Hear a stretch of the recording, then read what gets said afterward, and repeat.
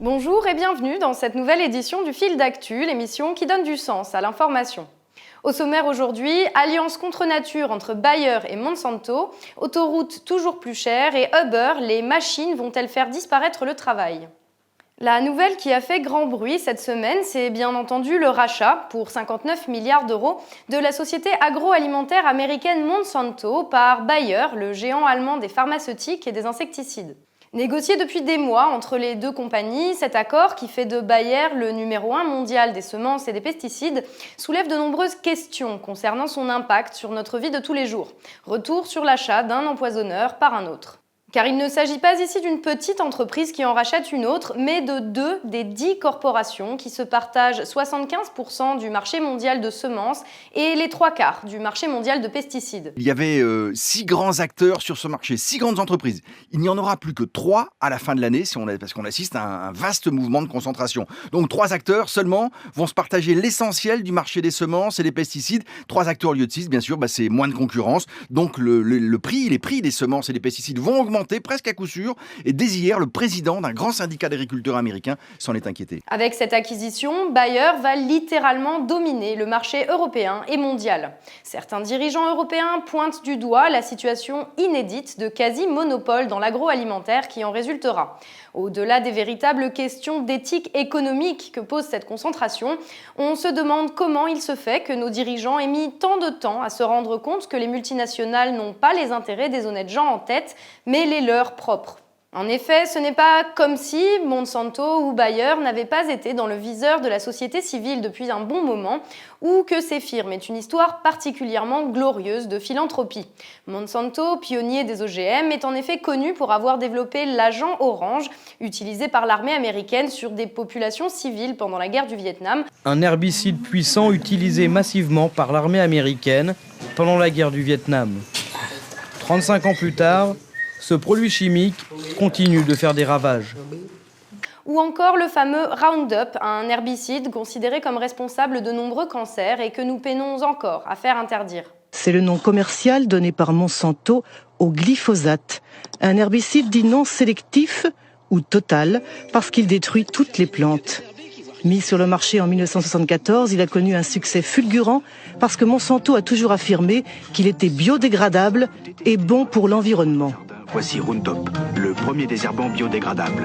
Il détruit les mauvaises herbes de l'intérieur jusqu'aux racines et ne pollue ni la terre ni l'os de Rex. I do not believe that glyphosate in Argentina is causing increases in cancer. You can drink a whole quart of it and it won't hurt you.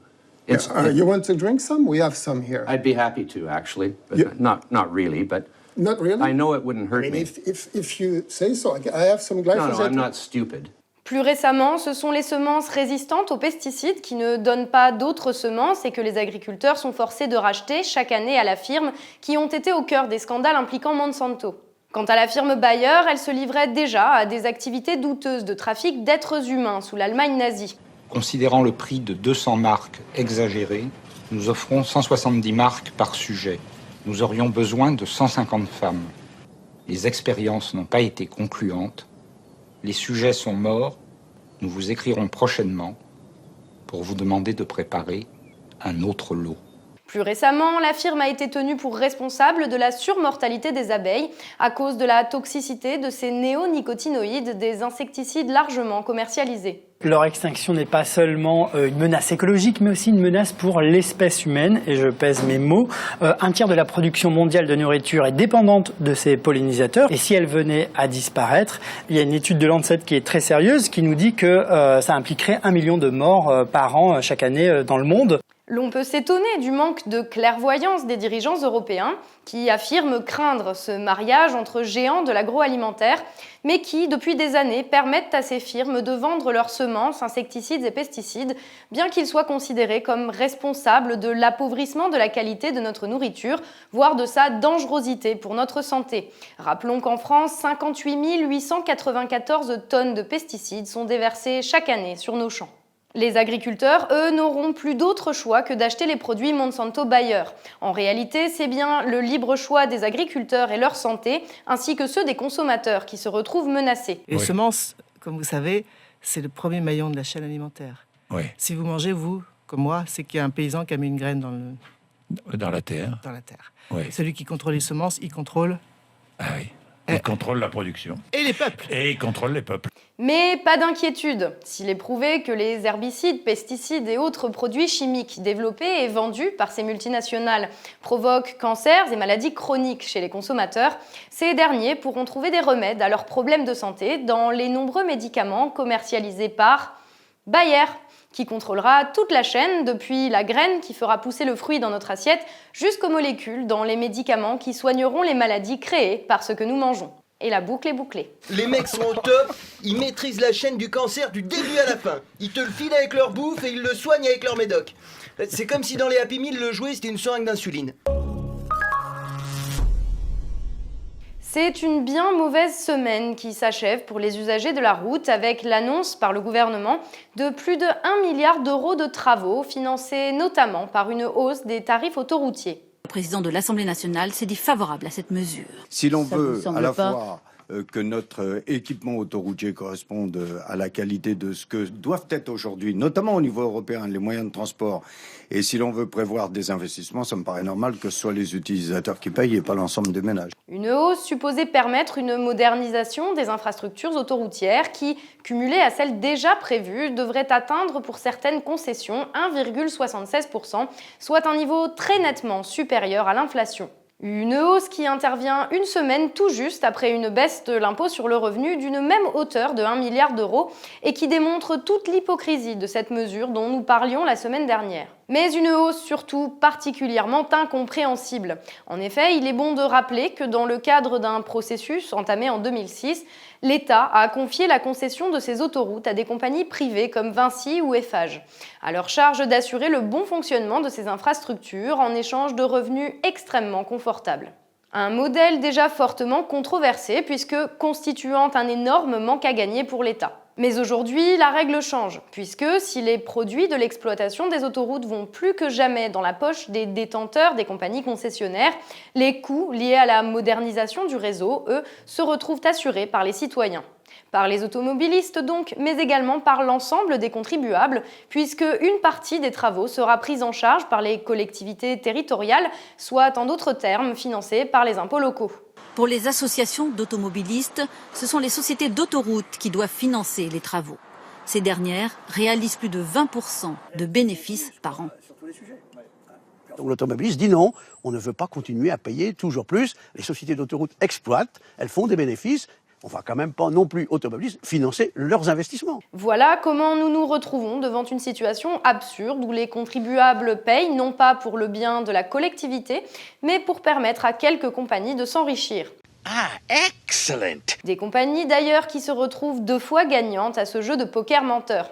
En effet, lorsque des travaux sont décidés, c'est à elles qu'il appartient de passer des contrats avec des compagnies du bâtiment. Compagnies qui se retrouvent souvent n'être autres qu'elles-mêmes puisque Eiffage, comme Vinci, compte parmi les géants français du BTP. Ainsi, cet été, l'autorité de régulation des activités routières pointait du doigt le fait que les travaux effectués sur les autoroutes l'étaient très souvent par des filiales des groupes exploitants et que les factures étaient souvent artificiellement gonflées. Encore une fois, nous nous retrouvons donc face à un véritable scandale où l'État organise sa propre ruine et celle de ses citoyens pour le profit d'une poignée de tricheurs. Il semble donc de bon ton ici de rappeler une information historique. Le droit privé de péage a déjà été aboli une fois en France dans la nuit du 4 au 5 août 1789. De quoi donner des idées aux Français. Et tout de suite, notre séquence, le reste de l'actualité en 1 minute 38 à peu près.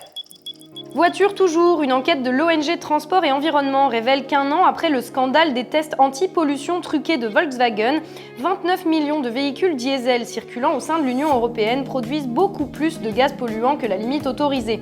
Qu'à cela ne tienne, le gouvernement français a trouvé la solution, faire payer les automobilistes via un malus écologique élargi.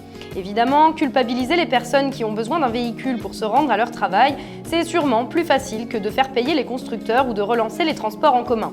Pas sûr que ce soit plus efficace par contre.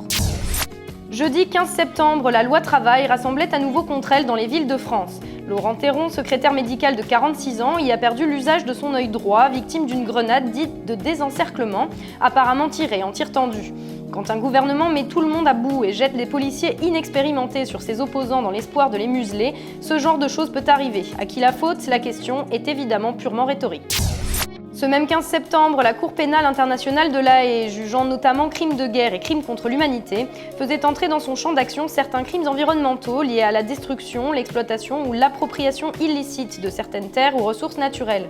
Politiciens et dirigeants d'entreprises dépossédant des paysans de leurs terres ou détruisant l'environnement pour satisfaire leur avidité pourraient donc devoir un jour rendre des comptes. En théorie du moins, reste à voir si l'annonce est suivie des faits. Il y a des chances que la date du 14 septembre 2016 s'impose comme historique en matière de transport individuel. C'est en effet ce jour que la firme Uber a mis en service dans la ville de Pittsburgh aux États-Unis 10 voitures sans chauffeur destinées au transport de clients. Au-delà de la prouesse technique, cette innovation permet de lever le voile sur les transformations considérables qui risquent d'affecter le transport urbain dans les années à venir et notamment sur les ambitions de Uber. Bardée d'électronique, laser, caméra, capteur, GPS, la voiture est censée réagir au moindre impondérable. Jusqu'à aujourd'hui, Uber apparaissait comme l'un des champions controversés de ce qui a été appelé la nouvelle économie, basant son modèle sur l'emploi de travailleurs indépendants, versant une part de leurs revenus à la maison mère plutôt que sur le salariat. Nous sommes dans une situation de salariat déguisé. Uber nous impose les tarifs et le modèle du véhicule qui peut changer à tout moment. En ce qui concerne le temps de travail, il nous faut 16 heures minimum par jour pour gagner à peine le SMIC. Le développement de ce modèle avait été à l'origine d'une crise ouverte avec les chauffeurs de taxi. La communication de la firme se basait alors sur l'idée mensongère d'un intérêt commun entre ses propriétaires et ses chauffeurs. Nous voyons aujourd'hui qu'il n'en est rien et que le rêve d'Uber n'est autre que la disparition pure et simple des chauffeurs. À terme, cela veut dire remplacer ces quelques 1,5 million de chauffeurs par des véhicules autonomes. Mais s'il devient donc évident que la direction de la firme est tout sauf l'ami des personnes qu'elle emploie, ce pas supplémentaire vers la robotisation des tâches pose également des questions plus profondes, notamment sur le rôle de la technologie et sur l'avenir du travail dans nos sociétés. Rappelons ainsi que la technologie constitue, pour certains de ses partisans, un moyen de libérer l'homme des contraintes matérielles. Or, si bien sûr il serait illusoire d'envisager la fin complète du travail, tous les emplois ne pouvant pas être occupés par des machines, le fait est que l'automatisation et la robotisation du travail rendent de moins en moins de temps de travail nécessaire à la production de richesses utiles au fonctionnement de la société, malgré la création constante de nouveaux besoins. Vous aurez beau chercher, vous ne trouverez pas âme qui vive dans cette usine chinoise. Les travailleurs, ce sont ces rangées de bras articulés qui s'activent. Des robots ouvriers ultra sophistiqués, capables de remplacer les humains dans toutes les tâches ou presque. Mais s'il pourrait s'agir pour l'humanité d'une libération, il n'en est rien dans le modèle économique actuel où chaque innovation n'est vue que comme une manière de supprimer des salaires. D'après une étude, les automates pourraient prendre notre place au travail et même supprimer 3 millions d'emplois en France d'ici 10 ans. Et où les gens dont le travail est devenu inutile se retrouvent sans emploi, sans revenus, dans une situation de précarité grandissante, alors même que la richesse produite est toujours plus importante et toujours plus concentrée entre quelques mains. What is it about society that disappoints you so much? Oh, I don't know. Is it that we collectively thought Steve Jobs was a great man, even when we knew he made billions off the backs of children? Or maybe it's that it feels like all our heroes are counterfeit. The world itself's just one big hoax. Une conséquence désastreuse du progrès technique qui ne semble pas tant lié au progrès technique en soi qu'à un système qui conçoit avant tout les humains comme des coûts. Pourtant, si le travail tend à se raréfier, ne serait-il pas nécessaire de commencer à se poser, en partant du réel, la question de sa répartition ainsi que de la répartition des richesses qui en découlent ? À l'heure où les politiques sont dans l'incapacité de trouver une réponse aux problèmes de l'emploi et de répondre aux inquiétudes légitimes des citoyens, s'emparer collectivement de ce genre de débat serait sans doute faire preuve de clairvoyance. Voilà, c'est tout pour aujourd'hui. Merci de nous avoir suivis. N'hésitez pas à liker notre page et à partager cette vidéo autour de vous. On se retrouve la semaine prochaine pour un nouveau numéro du Fil d'actu. Salut et à la semaine prochaine.